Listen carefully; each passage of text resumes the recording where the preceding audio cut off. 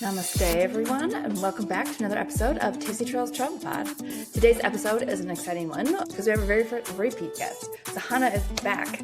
Last time we explored the flavors of Southern Indian cuisine, and today we're heading north to dive into the rich, diverse, and absolutely mouthwatering world of Northern Indian food. Sahana is a travel writer, architect, and vegetarian food lover who has explored over a dozen countries and a huge portion of India itself. One of the things I love most about her perspective is how she travels through food, seeking out what's local and authentic and what people actually eat in their everyday lives. In this episode, we're focusing on Varanasi, one of the oldest living cities in the world, and its incredible street food culture. We're also talking about Northern Indian food in general, which is exciting because we recorded this the day I left for Northern India. I just got back, and you can check out the travel vlog on YouTube, which is coming out on Friday. Before we get started, though, I do want to warn you, after listening to this, you will want to eat Indian food. So just, make sure to have your favorite Indian takeout place on speed dial and ready to go. But other than that, let's go. Hey, Sahana, welcome back to the podcast. I am so excited to have you back. You're my first repeat guest. We've got a lot to talk about, so I'm really excited. You were here a year and a half ago, which is crazy. We were talking about Southern Indian food, and now we're moving up to the north and talking Northern Indian food. But before we do that, in case they haven't listened to your other episode, can you just remind people who you are, what you do, and where you're from? My name is Sahana Kulu. I am from southern India, particularly city of Bangalore in the state of Karnataka. By profession, I am an architect, but I'm right now more of a travel writer who loves vegetarian food. So non-spicy vegetarian food is my favorite. I mention non-spicy because many assume that Indian food is spicy and everybody eats spicy. And here I am, one of the billions of people who don't like spicy food. So I'm one of them.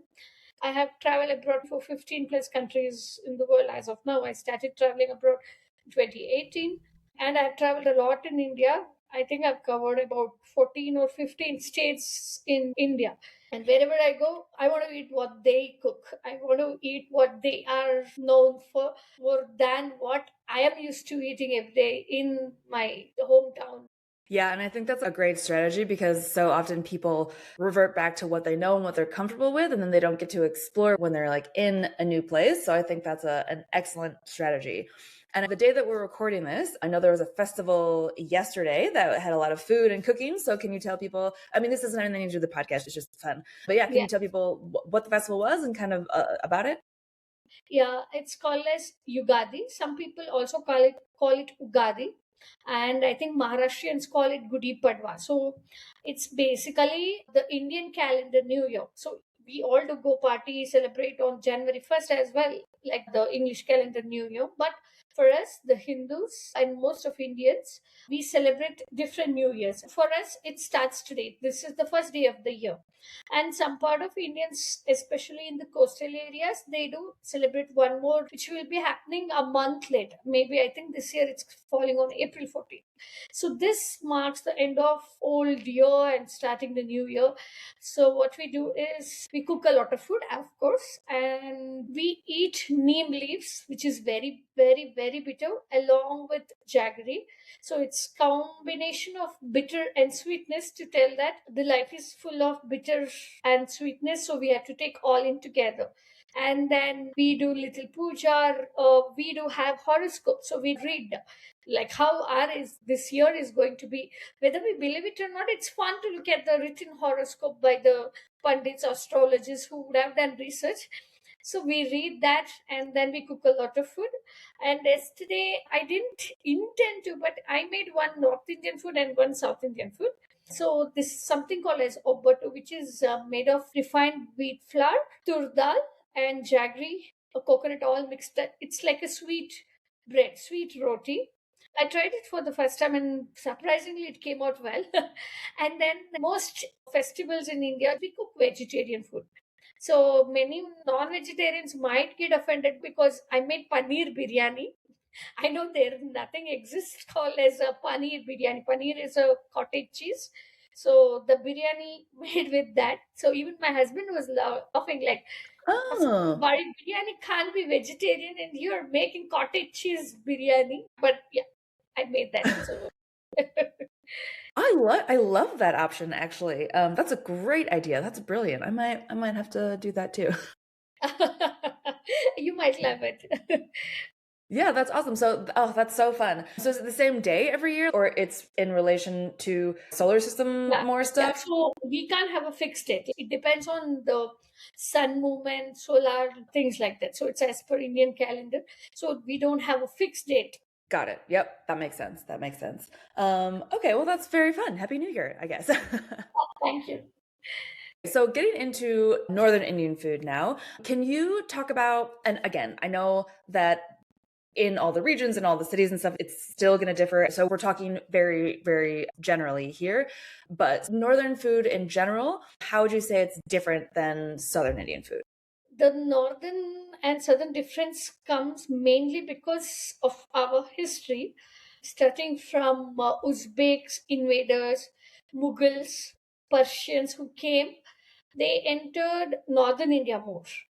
So Hmm. the things like Uzbek samosa is very, very popular all over India, but it's like you get the best ones in Delhi.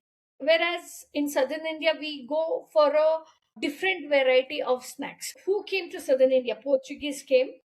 So in Goa, do have certain food which is Portuguese inspired, while in northern India, the food style is inspired by Uzbeks, Mughals, who invaded much before that, and obviously British also. So if we don't consider the colonization, northern India it's more of bread based rotis, where southern India is very much rice based. It's a very common conversation among our colleagues when they say, what did you get for lunch today? I say, I made lemon rice in the morning, so I got the same thing. They're like, oh, you're gonna eat 2 times a day rice? Aren't you bored?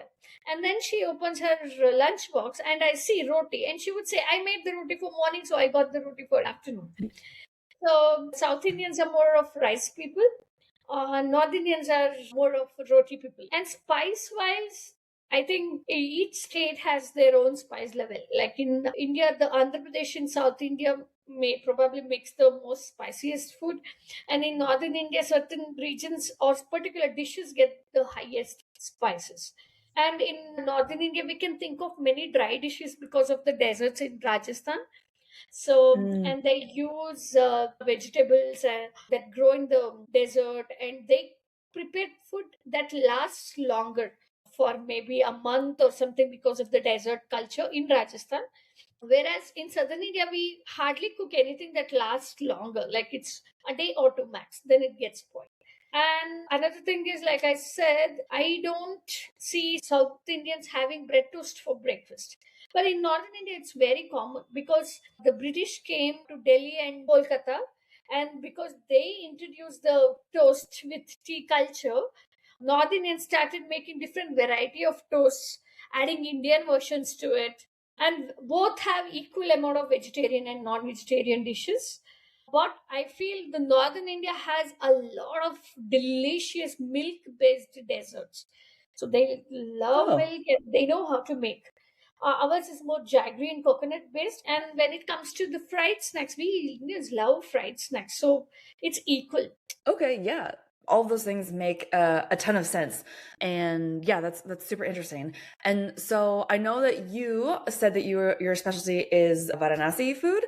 So first of all, why is that? Are you just interested in it and dedicated yourself to like knowing more about it, or how is it that you've become to be an expert in that kind of food specifically?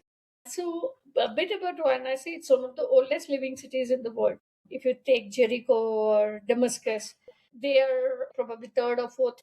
I don't know the exact ranking, but they're one of the oldest living cities in the world. And it's a very famous Hindu pilgrimage. So, most Hindus in India wants to visit Varanasi at least once in their life.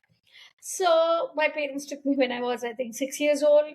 Then I read a lot about it, and again I went in 2013. And then again after COVID, I needed a perfect break, so I spent solid 1 week there, eating all the day. It's the most chaotic city in India, I would say, but also in the same time, it's the most calm, the place where you find peace. The history of Varanasi is very crazy. Like there are places where old people go to die. People dream of dying in Varanasi because they feel that they attain moksha, they attain salvation and things. So there are places like Mukti Bhavan where people go stay there to die.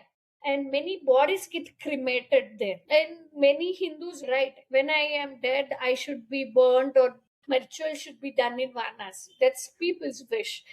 So, given the religious thing and history and how the river Ganges flows there, somehow I fell in love with it. It's walkable, it's chaotic, but I still find calm in it.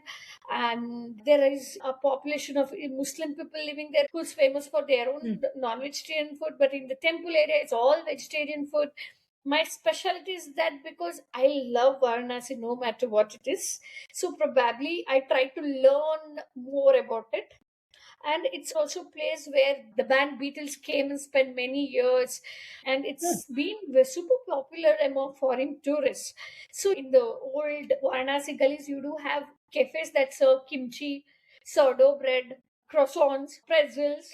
And I mean, it's weird, okay? Like, you see all people in traditional Indian attire who has done rituals and come and sit in a cafe. And in the same cafe, you'd see a lot of foreigners who is eating sourdough bread or kimchi, things like that. So the food here has a combination of everything, I feel. Somehow the contrast with its history, who lives there, who cooks there, who eats, who comes and sees the place, what people do see in Varanasi is very, very contrasting. For example, I know people who go there just to get stoned because bhang is a very popular drink which can get you high like crazy, and people go there just to do that. And there are people who wants to get high spiritually, meditate, meet sadhus, so they go there.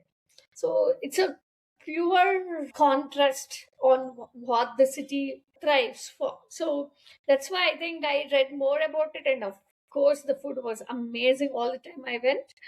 So I think that's why Varanasi became my kind of specialty when it comes to food.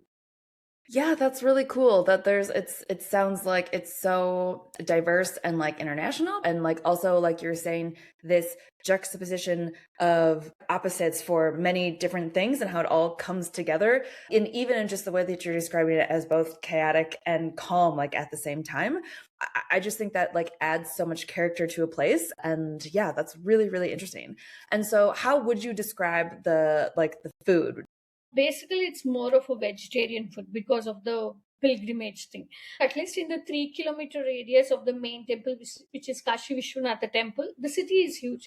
So the 3 kilometer radius, I don't think you'll get any non-vegetarian food. So the food here is more like chats. I think chats are like, it's neither snacks like chips nor a proper meal. So the Indian chats are very, very famous, right?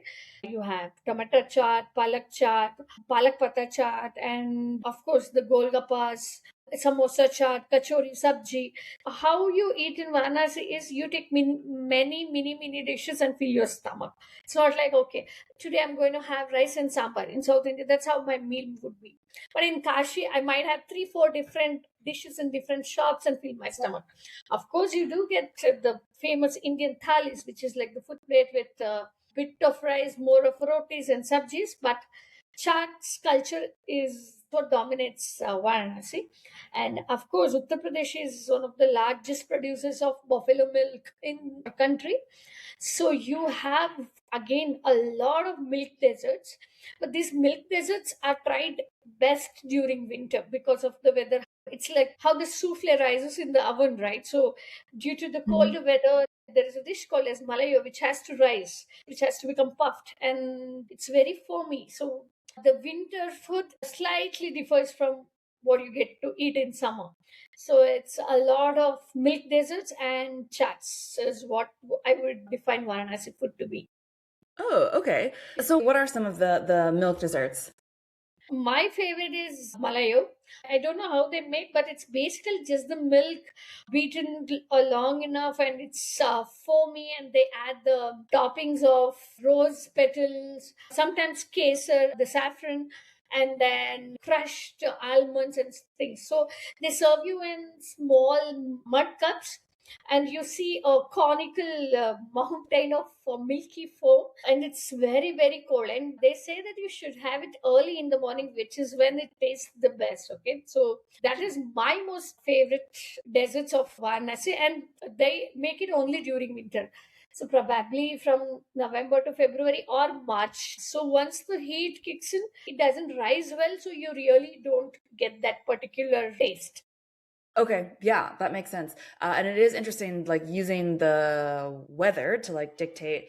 I mean, I guess that, like everybody does that, like the crops that you use based on the time of year or whatever. But even just yeah, with like the milk rising and stuff, that's really interesting.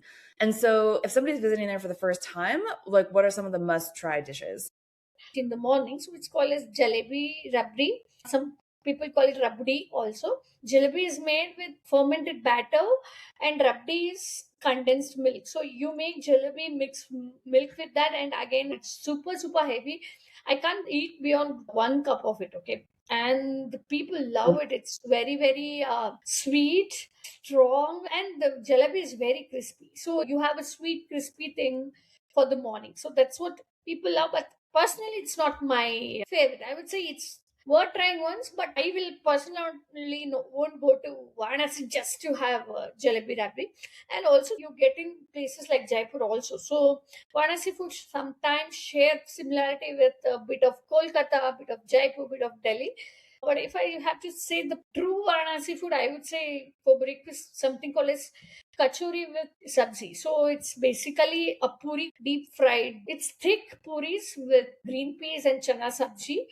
I think Mm. they're of the size of a small bowl. They're puffed and they're super delicious. They're not spicy, and you can ask for more spicy. They'll add something called with the green chili chutney mixed with mint leaves. So that's my favorite food. When I'm talking to you about it, I'm actually drooling. Because that's my favorite. So I would say kachori sabji is a must try. There will be onions, you get kabul chana. I'm not saying it's a healthy dish because it's deep fried, but it is super, super tasty. And then again, the chats, the way Southern Indians make pani puri and how it's pani puri has several names. In Kolkata, they call it, I think, puchka. Delhi, they call it golgappas. So Varanasi golgappas, it's really super, super tasty. And I would really suggest one place called as Vishwanath Chaat Bhandar. Some people miss it because there are popular places which are known for this kind of food. But Vishwanath Chaat Bhandar is where you get the golgappas, the puffed puris with boiled potato, particular kind of water that goes into it with made with mint leaves and things. So golgappas are the must try. And here comes the British connection again. So it's basically a bread toast, but it's called as Malai toast in Varanasi. So what they do is they cook the regular white bread, but they take the buffalo milk's top layer, condensed milk, add sugar with it, and they spread the condensed milk on top of that like a jam, okay? And the taste Oh, of it is like yum. really, really yum. And again, this is not a healthy dish because I'm talking a lot of sugar and fat. So the special place for that is called as, I think, Lakshmi Chaiwala. So it's a tradition. So you have a malai toast and then have a cup of tea in a kulad. Kulad means the mud cups. That place has specialized in something called as underground toast. Okay, so it sounds like one mafia kind of a thing when you say underground toast and all. So they just cut the bread in weird way and fill the malayo inside. So it's super good thing to taste. And the best part of it is none of this are made for tourists. People who go to work come have a malai toast and leave. So it's a very fast moving food. So they won't keep yesterday's toast for today or yesterday's pani puri for today because everything gets quickly sold in Varanasi. So you really don't have to worry too much about am I getting served previous day's food or is it fresh if you try it in the right places. And then my personal favorite is something called as chuda matar. Chuda matar is like matar in the sense it's green peas, and chuda is a rice thing which is super flat rice. So they mix the cooked green peas with it, add sauces to it. Probably this is one of the least spicy and healthy snacks, I would say. But you can't really factor in a lot of protein and things because basically it's again vegetables and rices. But whenever I felt like I have had too much of fried food in Varanasi, I would go for chuda matar. And of course, we have our parathas, gobi paratha, aloo paratha. Parathas are the stuffed vegetable breads. and they give some pickles along with it. And butters are really the household things, and many places also do sell that. And then, of course, samosa chaat. It's so funny that samosa, I think, came to India by Uzbekistan, but I think it was made with pork before. But Persians have started with boiled potato filling. So in Varanasi, they make samosa, crush it, and add green chili chutney, tamarind chutney for tanginess, sweetness, Kabul chana. So it's like you make something, crush it, add more things, done. So that becomes the samosa chaat. And then you might have heard of something called as budgies. The Varanasi folks know how to do it the best because mainly what they add on top of it. So it's the regular thing. You cut a vegetable, make a patty, or put it in the batter, deep fry it in the oil. Everybody makes it. But what they add is something called as chaat powder on it. I fell in love with the powder. I was looking for one, and the guest house owner told how to make it at home because they don't sell it. He said you have to really know a local who does it. So it's made with black salt, dried mango powder, and dried pomegranate. So they crush all this and they make a fine thin powder, and they sprinkle over it the budgies they make. It really gives a tangy, sweet, salty. It's like a blast of flavors. Again, it's a fried food, but it's surely one of the best food you can try in Varanasi. I think I can list about 10 more, but it's the similar food, like the charts which goes on. But Malayo toast, kachori sabji, bhajis, the chuda matar, samosa chat are my favorites. And Varanasi is known for lassi because, again, of the buffalo milk. So they make very super duper thick lassi. So if you drink lassi, it's enough for one meal. So you can't have anything else after that. It will be that heavy. And of course, because of the bang being legal, there are many places which add the bang to the lassi, like I think Blue Lassi Shop, and also these lassis also can get you high in some certain places where they add bang. So definitely you should try Banarasi lassi. Oh, interesting. Okay. And yeah, you were mentioning all those like fried foods and some of the fast foods. So I know that ties into like the street food culture, right? Like you're not sitting down to be eating that, right? Or It's not sit down meals. It's like, okay, I'm walking, I found one good shop which I know, I eat. It will come in a small bowl, probably size of the palm. That's all. None of the things I mentioned are sit down meals. Probably if you go to some restaurants, the paratas are the sit down meals. That's all.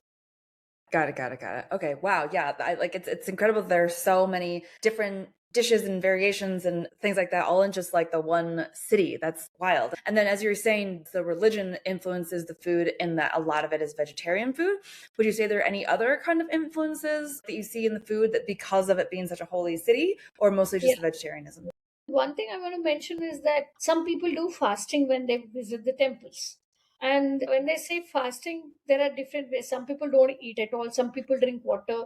Some people drink tea. And in India, many people, when they fast, they eat something called as khichdi. So it can be with moong dal or sabudana. So the khichdis are very, very famous, but it's not like a proper, like you can't go to a restaurant or a stall and ask for khichdi. It's very much home based, or when you stay in a place where it is meant for pilgrims, they serve you the khichdis.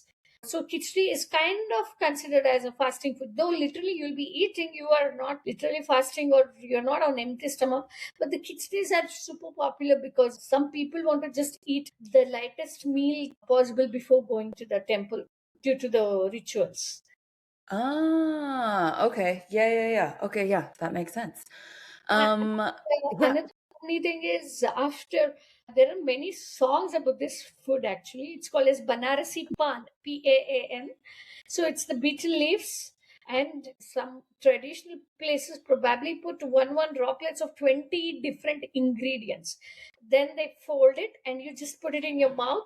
So the betel leaves locally grown in nearby cities, the sweeteners, dry fruits like crushed dates, raisins, everything will be, it's like overloaded leaves you would consider.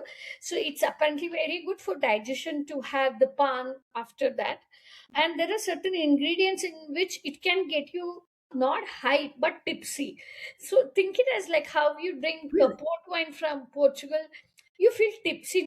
And it has become so common that people eat this Banarasi pan any time of the day, but it's supposed to be post meal ritual to eat a Banarasi pan. Basically, it's a betel leaf stuffed with many kind of crushed fruits and juices, fruit extracts, and things. Whoa, I had never heard of that. That is really interesting.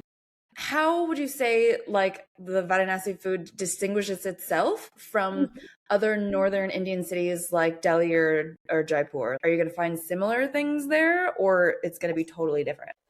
I would generalize the Rajasthani Jaipur food as much drier because of the desert culture. Probably Rabdi Jalebi is one of the common food in Jaipur and Varanasi, and they do have more of paneer dishes. And Rajasthan, you will get a lot of sit down meals compared to Varanasi. And their rotis are different. So it's bajra roti with ghee, which is dry millet bread, and they use big vessels to pour ghee. So Jaipur food has a lot of ghee based. It's dry and it's harder. That Oh, is one. And Jaipur, you do get a lot of non-vegetarian dishes also, and you have a lot of paneer dishes in Rajasthan, and their sweets are not always milk based. okay. And so do you have any tips for people who are visiting Varanasi and then also tips for visiting northern India in general? One thing I tell you, okay, I mean, I'm being honest, I'm an Indian, I might trigger some Indians, but I can't ignore the fact that you really can't just go randomly walk into a stall you found. You really have to be careful on who you pick. You should always either go on a food tour with who will take you to local places. Where in Varanasi there are some places who still cook with wood fire, and they dry the cow dung and make fuel out of it and things like that. So if you go on a food tour, you'll know that. So first day you go on a food tour, you'll know where to eat. Then you start exploring, like, okay, today I ate this chaat here, and next day I'll be eating different chaat. That works the best. So that's my sincere opinion all over India. Please never, never, never go to a random food stall. And the next tip would be, don't assume everything is spicy. You can ask for spiciness. These days, most of the people, like myself, I'm one of the billions who don't eat spicy food. So when you place the order, you can mention that I don't eat spice. Or you can say, I hate sweet. Or use very less of tamarind chutney because tamarind adds tanginess, right? So you can ask for that. So unless it's the traditional chat shop, you can ask for customizations in many places. Other than that, you try a lot of local food, but the concept of gluten free, the allergies is, you can't really ask for that when you eat street food in India.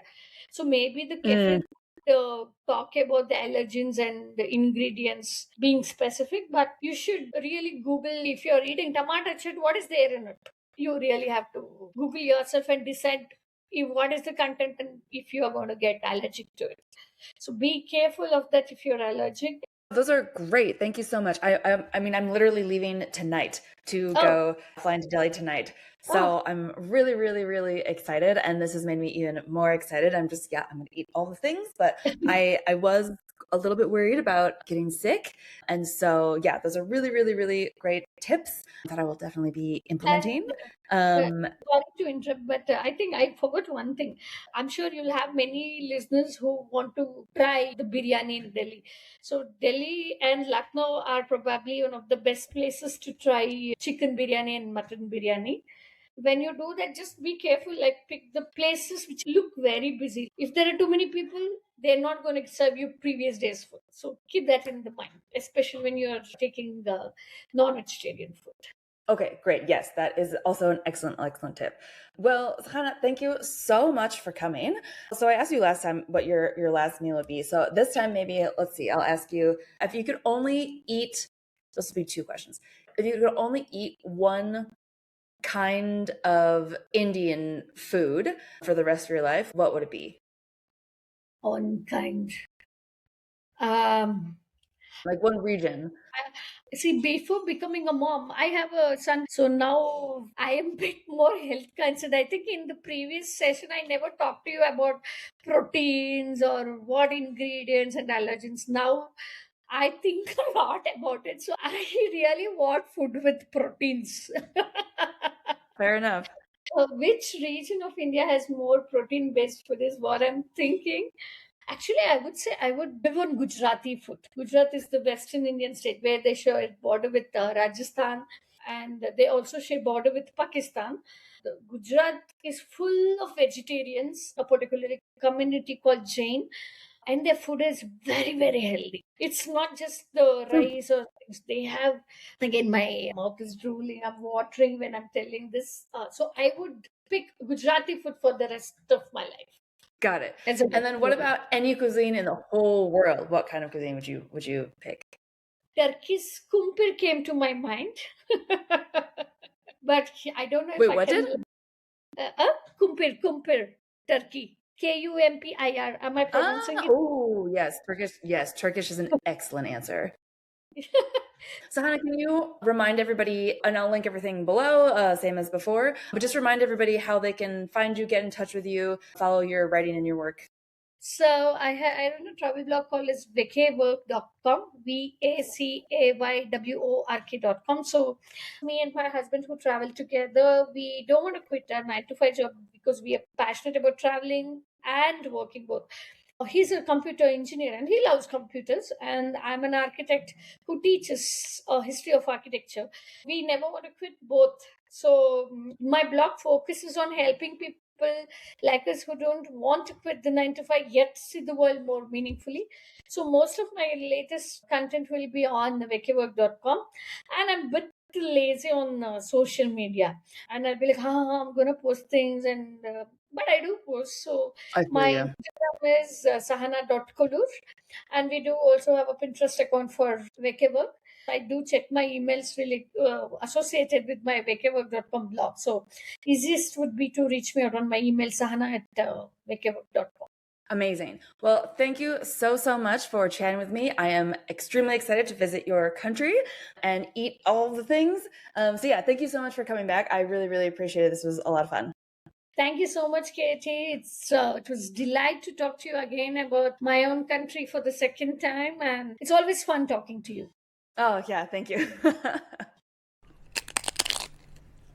So I can definitely say that I implemented all the food tips that Sahana gave when traveling in India, and it was extremely successful. 0 pants pooped. So success. It was so much fun hearing her talk about the food and then getting to try so much of it literally days later.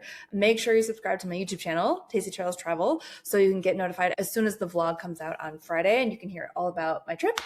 I'll link that in the description. And of course, make sure to check out Sahana's great writing and knowledge on vacaywork.com, where she shares travel tips and food experiences for people who want to explore the world while still balancing their everyday lives. As always, if you like this episode, don't forget to subscribe, leave a review, and share it with a fellow food lover. It really helps us grow. Thanks so much for listening, and I'll see you in the next episode. Bye.